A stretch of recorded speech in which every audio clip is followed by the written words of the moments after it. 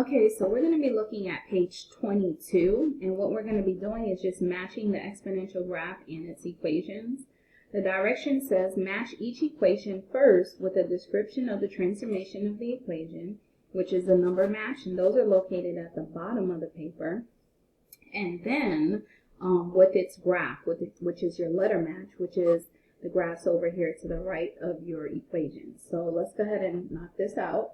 So the first equation they gave us was y equals 3 raised to the x. Well, our a is understood to be 1. There is no horizontal transformation because there's nothing in the exponent along with the x.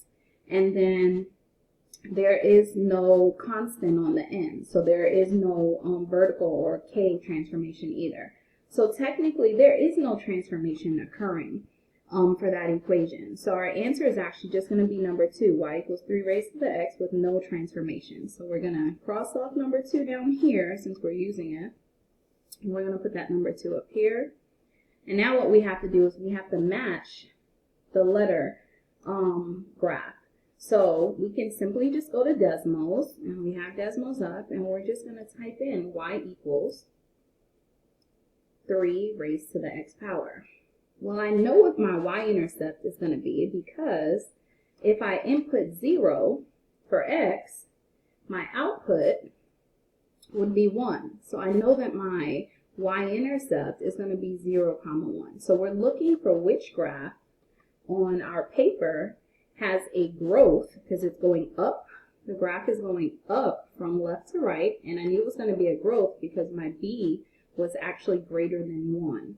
So if it's greater than 1, if your b value is greater than 1, it's going to be a growth, which means it's going up from left to right. So the answer choice that represents that, or the graph that represents that, is actually D. We have a y-intercept of 0, 1, and it's going up from left to right. So that's our D answer. Crossing that out, and I'm putting D here. Now, for the second one, it says y equals 3 raised to the negative x power. Well, we don't usually talk about this too often, but we will now. So if you have a variable as your exponent and it's negative, then that actually just means that the transformation is going to be a reflection across the y-axis. So this is our y-axis here. So whatever it looks like, which is actually going to look like the one that we had previously, so it's going to look like this one, but then it's just going to be reflected across the y-axis. So it's just going to be flipped across the y-axis. So again, if we have a negative x in our exponent, then that means that it's going to be a reflection across or over the y-axis. So the one that tells us that is actually 3. So 3 is what matches with this equation. So again, we're just looking for the same y-intercept, and we can go straight to Desmos if you want to see what it looks like. So we're doing y equals 3 raised to the negative x power. And you'll realize that it's the same graph, it's just reflected or flipped across the y-axis. So the graph that represents that is actually our E. There we go. So E would be the answer for this one. So the next one says 3 to the x, y equals 3 to the x minus 4. Well, again, we know it's going to be a growth because my b value is greater than 1. There is no horizontal transformation because there's no number in the exponent along with the x.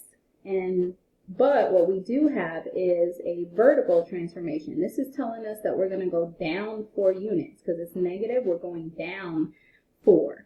So we're looking for which number choice represents that. So that answer would be 7. It's y equals 3 to the x shifted down 4 units. So we're going to put 7 here.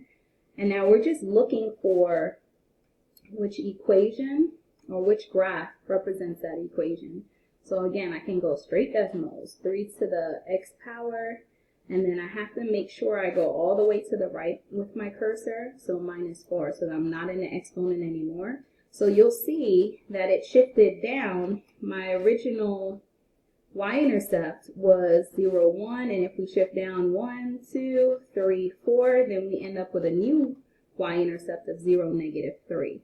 So we're looking for a graph that represents that equation that has a y-intercept of 0, -3, and that is f.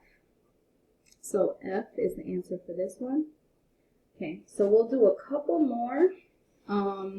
Now for this one, we have y equals -3 raised to the x minus 2.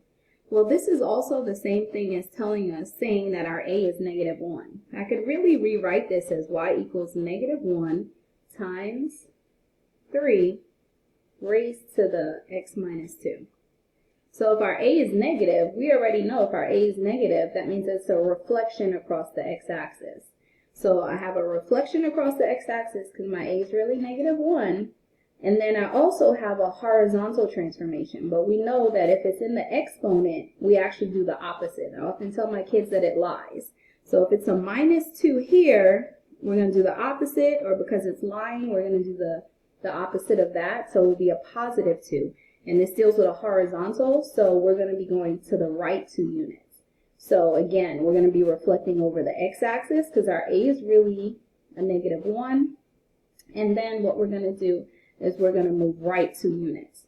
So the answer or the number that represents that would be number 1. So number 1 says y equals 3 to the x reflected across the x-axis and shifted right 2.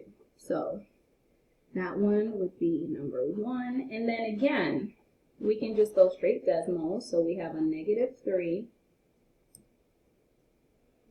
x, -3 raised to the x minus 2. And I'm going to take out this up, actually. I have to go back up in there. So one thing I needed to point out is that it needs to be in parentheses. If you have any type of horizontal transformation taking place, then it needs to be in parentheses for it to properly work in decimals. So we have to put that x minus 2 in parentheses. And then we will get our answer, which is right here. So it's the blue graph that we're paying attention to. So I'm going, it's really, really close. If I'm trying to find that y-intercept, it's really, really close to that x-axis. So we're looking for one that's really, really close, but it's actually going down from left to right. But it's still considered a growth. It's just a negative growth. So our answer choice for that one would actually be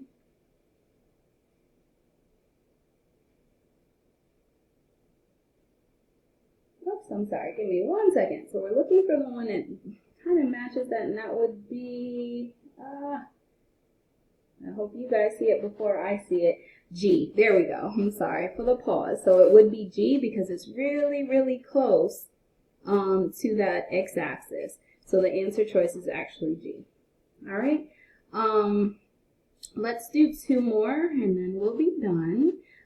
So the next one says y is equal to -3 raised to the -x.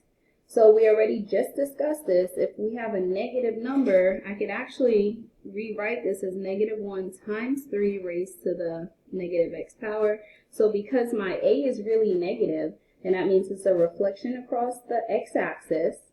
And then because my x is negative in the exponent, that means it's a reflection across the y-axis. So I have a reflection across the x-axis because a is equal to a -1. And then I have a reflection across the y-axis because my variable of x, which is in the exponent, is actually negative.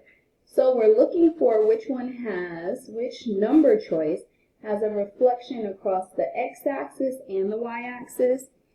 And that would be number 6. So number 6. And now we need to find the letter match for it, or the graph. So again, we can just go straight decimals. So I can put -3 raised to the -x. Just take out what I had here. And so we'll realize that again, we're looking at the y-intercept. So I'm looking for one that has a y-intercept of 0, -1, and 0, -1. So the answer choice that we're actually getting that looks really close to it would be H. So H looks relatively close to it. So our answer choice is H, and this will be the last one that we do together, and I'll leave the other two for you guys to kind of knock out. But this one says y is equal to 3 raised to the x plus 1. So we don't have anything occurring in the exponent, so we don't have any horizontal transformation, and our a is equal to 1, so there's no reflection of any sort over the x-axis.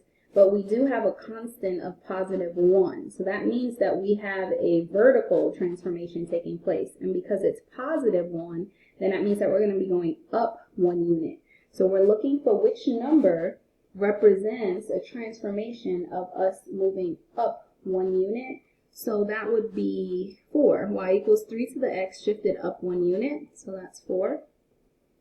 And then again, we're just looking for the graph that represents that equation. So we can go straight to decimals. We have 3 raised to the x with a constant of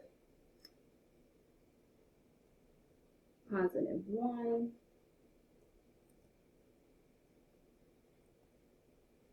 And so we're looking for that blue graph again, and you'll notice that our y-intercept this time is 0, 2. So I'm looking for which graph has a growth, because it's going up from left to right, and because our b value was 3, going up from left to right, and it has a y-intercept of 0, 2. So that would be A.